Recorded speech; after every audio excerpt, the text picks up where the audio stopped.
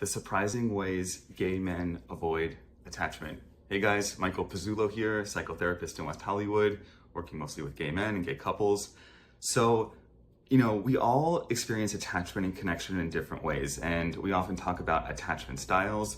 And really what we want to think about is, how do I connect with others? How do I deal with vulnerability, intimacy, closeness, and connection? And there are different ways of doing this or, not doing it. One that's very notorious are folks that are more avoidant.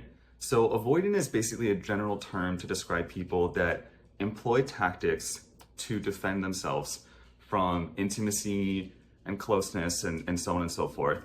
And there are often kind of typical ways that avoidant people will display this behavior in relationships. They'll be hot and cold. They will do things to distance themselves from you. They might be a little flaky or uncommunicative. But I want to offer to you a few surprising ways that folks can be avoidant in relationships, particularly gay men, that you may not pick up on. So the first one is choosing partners who are also avoidant. So oftentimes we think of an avoidant person connecting with an anxious attached person, right? And them kind of ping-ponging off of one another. But one way to maintain your avoidance is to choose someone who's also avoidant. Why? Because they will never be too close to you. They're always going to keep their distance. They're always going to be a little bit, pulling away. So it allows you to also stay in some place of avoidance as well. And again, people often don't think that. They often feel like the other person's avoidant, they're pulling away. But if you frequently find yourself drawn towards avoidant people, you may actually be employing some avoidant dynamics yourself. The other one is choosing people who are likely to reject you. So people who, for whatever reason, make it clear to you that they're not going to accept you fully for who you are. They may, directly or indirectly let you know that there are certain aspects of your personality or your behavior or your history that they just don't like. And again, sometimes they're a little bit more subtle about it. They might say like, I don't like your, political beliefs, or I don't like your spiritual beliefs. Or it might just kind of be implied that they prefer that you make more money or have a different career or so on and so forth. But if you're with someone who is suggesting to you that they're really not going to accept you fully for who you are, again, that may be a way that you are unconsciously avoiding intimacy and attachment, because this person is not going to actually fully attach to you. So they're kind of letting you know ahead of time that they're not going to accept you, and that even though that may seem like a way of being rejected, it's also a way for you to keep your distance. Another one that I think is really common with gay men is choosing a partner where you're not sexually compatible. So often gay couples, people can be fluid and flexible and so on and so forth, but oftentimes with gay couples, one person's the top, one person's the bottom, at least in that dynamic.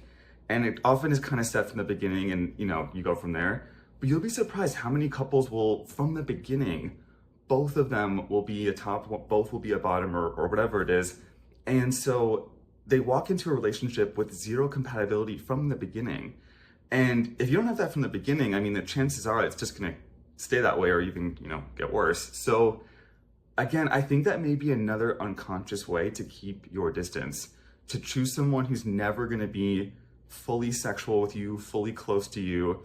I think it allows you in an unconscious way to remain a little bit separate. Again, it's frustrating because you're not getting sexual fulfillment, but I think it's a strategy some gay men employ unconsciously to be a little bit avoidant.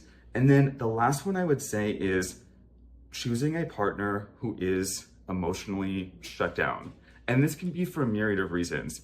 They may be someone who is, traumatized and has some sort of emotional dissociation or detachment in general.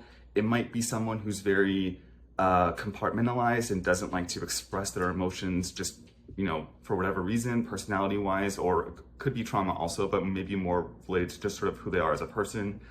But thinking of, am I with someone who is not available emotionally? And I don't mean in the sense necessarily of you come home and you want to talk to them and they say, hey, I'm busy, I don't have time for you. But someone who truly struggles to connect to their own emotions. And if that is the case, they're going to have a hard time connecting to yours. And it's not their fault. They're just, it's kind of like if they don't have that skill for themselves, it's difficult to offer to someone else. But if you find that you are drawn to people who are emotionally detached, dissociated, there's something going on with their ability to connect to their own authentic emotional experiences, they're going to have trouble connecting to yours. And again, that is a way to stay avoidant and to keep your distance.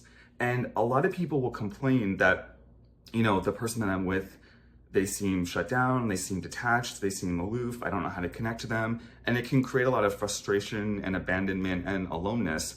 But I would also invite you to consider, if you find that you're frequently drawn to people like that you may actually be unconsciously looking for someone who's not going to be too emotionally close to you. They're not going to be too curious. They're not going to get too emotionally intimate because they really just don't know how to.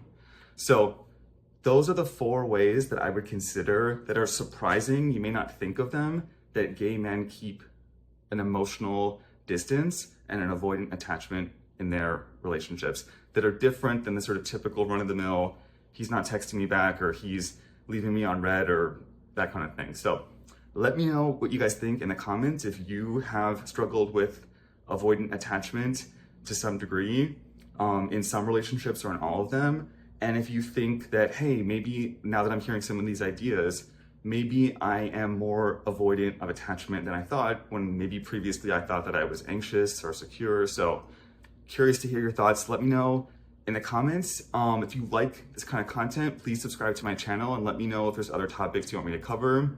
I really love doing this. And if you want to connect with me directly, I have a link in the description where you can book a consult call, and I'd love to chat with you. So thanks for checking out this video, and I'll see you in the next one.